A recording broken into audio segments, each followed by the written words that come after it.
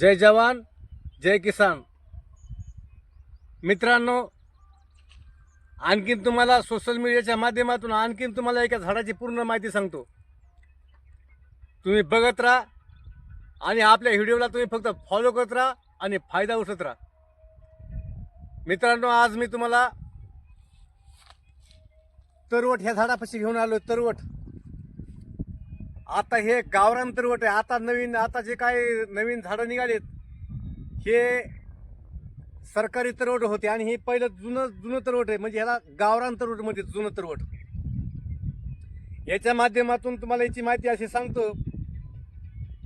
या तरवटाचा जर पाला असला, असा याचा पाला काढायचा, या झाडाचा असा पाला घ्यायचा. असा या पाला घेतल्यानंतर आपण तव्यावर ह्याचा आपण जे भाकरी करता तवा ठेवतो तव्यावर हे पाला भाजायचा.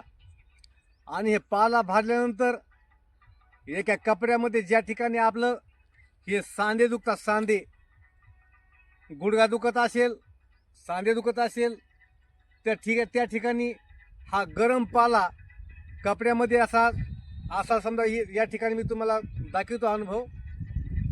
हे जे मनगट आहे, ह्या जर मनगटातून जर ह्याला पाला गरम करून जर असा ठेवला आणि वरून जर कपडा बांधला तर सकाळच्या नक्कीच फरक पडू शकतो, अशी माझी गॅरंटी आहे.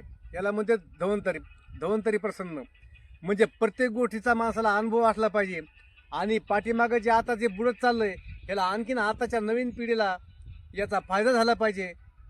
म्हणजे ह्याला आपली गावरान भाषेमध्ये कसं काय की झाडपाल्याची माहिती पण आता सध्याच्या पिढीला असायला पाहिजे. आता सध्याच्या काळामध्ये दवाखाना जे काय आता औषध गोळ्या ह्यानी चालतं अशी हानी होऊ शकते, पण आयुर्वेदामध्ये हानी नाही.